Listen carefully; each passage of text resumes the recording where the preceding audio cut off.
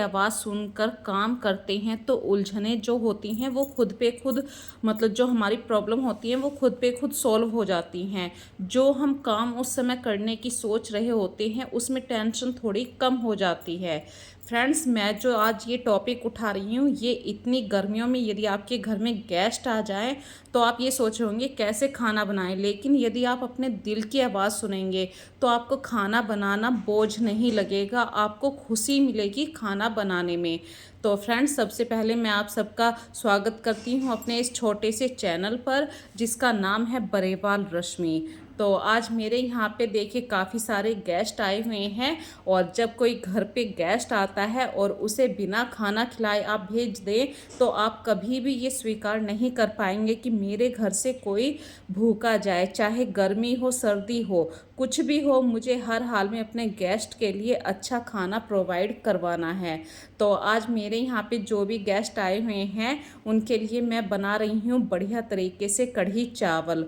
और कढ़ी चावल खाने का स्वाद ही चावल के साथ आता है। तो इसमें मैंने डाले हैं बहुत सारे पकोड़े, और हमारे नॉर्थ इंडिया में देखिए कढ़ी के साथ चावल तो चलता है लेकिन रोटी भी चलती है। कढ़ी चावल के साथ यदि रोटी नहीं है तो हमारा पेट नहीं भरता। चाहे कुछ भी हो, एक रोटी तो ज़रूर चाहिए।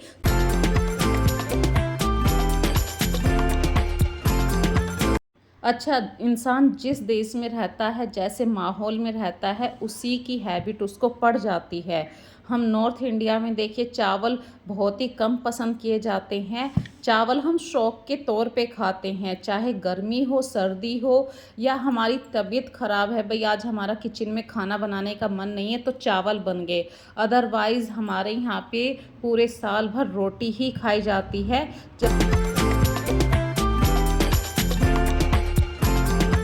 तो देखिए बातों बातों में कढ़ी चावल भी बन गए हैं, और कढ़ी में बहुत ही अच्छी तरीके से खद का मतलब बॉईल आ चुका है।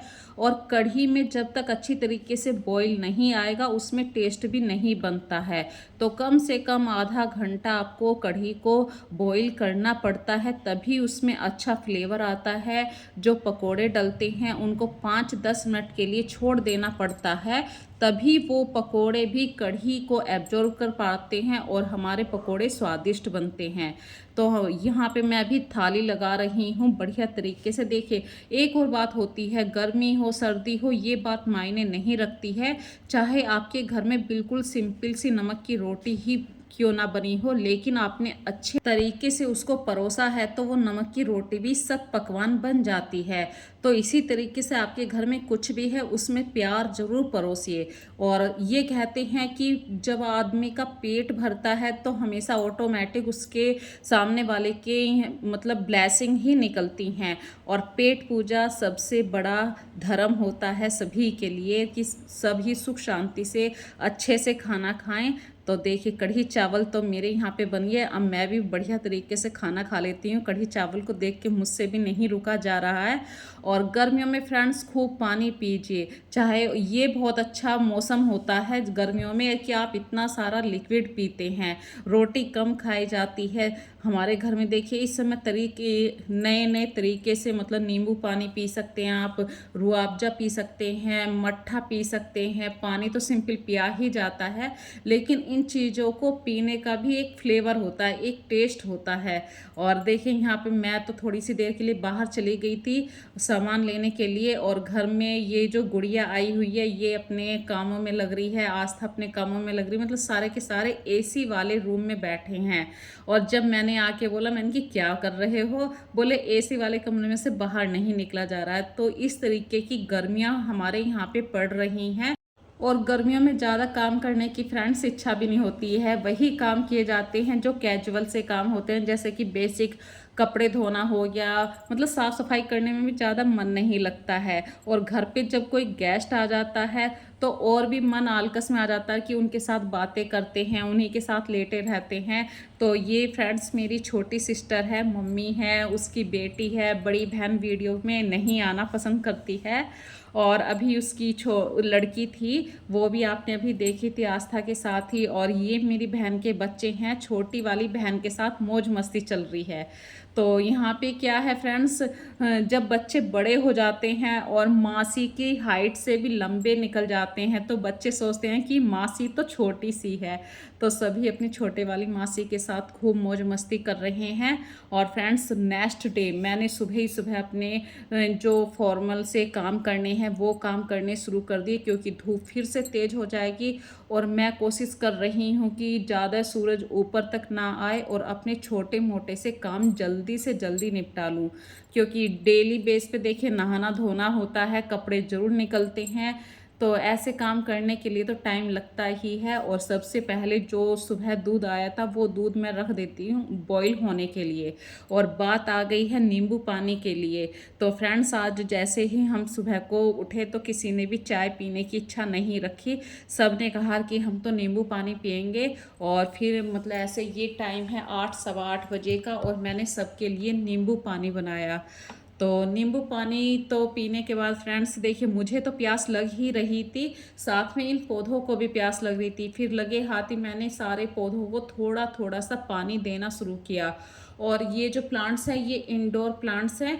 और फ्रेंड्स यहाँ पे मैं एक और बात शेयर करना चाह रही हूँ, जब हमारे यहाँ पे ये गर्म हवाएं चल रही हैं तो ये इंडोर प्लांट्स भी बहुत ज़्यादा इफ़ेक्टिव हो रहे हैं। इनकी पत्तियाँ बहुत ज़्यादा सूख रही हैं तो इसलिए मुझे इनकी केयर ज़्यादा करनी पड़ रही है। ऊपर का दरवाज़ा जहाँ से गर्म हवाएं आती हैं बिल्कुल पैक करके बंद रखना पड़ रहा है। सिर्फ 2-4 मिनट के लिए खोलते हैं फिर वहीं बंद कर दिया, क्योंकि गर्म हवाओं की वजह से मेरे कितने सारे प्लांट भी सूख गए हैं और कर कुछ भी नहीं सकते हैं। भाई गर्म हवाएं तो चलेंगी, जो एक नेचुरल चीज़ है वो तो होना है ही। और फ्रेंड्स एक फ़्लिपकार्ट से मैंने ऑर्डर किया था, ये ऑर्डर कम्प्लीटली आ चुका है, सुबह ही सुबह आ गया है। देखिए दुनिया भी काम करने के लिए बहुत जल्दी मतलब 12-1 बजे से पहले कोशिश करती है जो आसपास के ऑर्डर हैं वो दे दिए जाएं, क्योंकि सभी को गर्मी लगती है।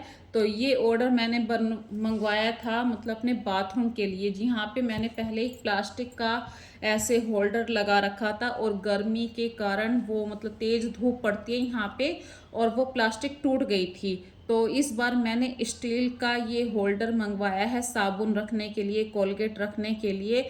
और क्वालिटी भी काफ़ी अच्छी है इसकी और ज़्यादा एक्सपेंसिव भी नहीं है। और आते ही मैंने इसको फिट भी कर दिया, क्योंकि यहाँ पे ऑलरेडी जो कीलें लगी हुई थी बस उनको मैं ओपन करना था और उन कीलों के अंदर इसको फिक्स करना था।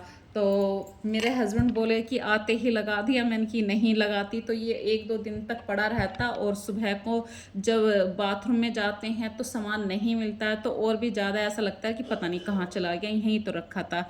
तो इस तरीके से देखिए इतनी तेज़ धूप पड़ रही है, 9 बजे का टाइम है।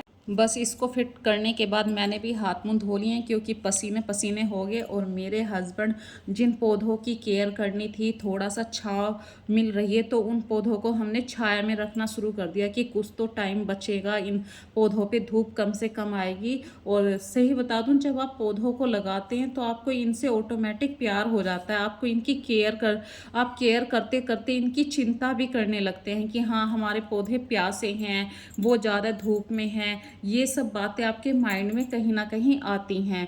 और फ्रेंड्स ये टाइम हो चुका है शाम का, पूरी दोपहरी आज हमने खूब मतलब सोने का काम निपटाया, एसी वाले रूम में बैठे रहे, बातें करते रहे। और शाम को मैं बना रही हूँ स्नैक्स के रूप में चाय और मूंगफली के स्नैक्स। तो चलिए स्टार्टिंग करते हैं इस चीज़ की।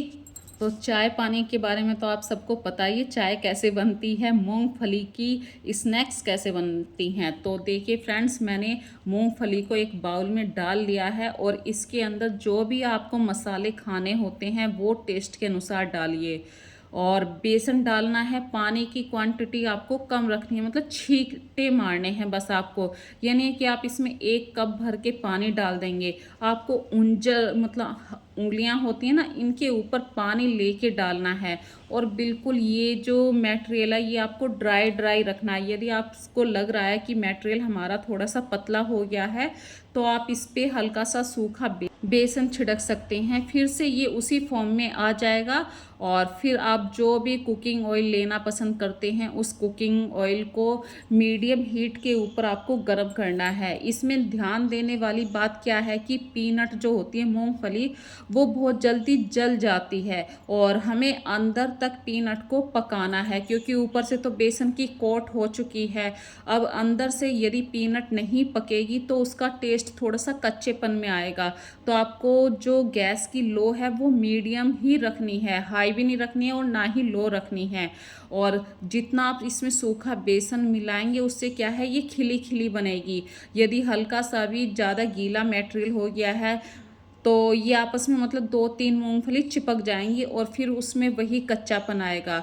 तो बस इसी बात का आपको ध्यान रखना है। आपको यदि बार बार लग रहा है कि बेसन डालने की ज़रूरत है तो आप 1-2 बार और भी बेसन डाल सकते हैं, लेकिन ये खिली खिली ही अच्छी लगती हैं। और लो फ्लेम पे जब बनती हैं तो इनके टेस्ट में भी बहुत ही अच्छा, मतलब आपको बिल्कुल बाजार जैसी पीनट ही मिलती है जो पैकेट में आती हैं।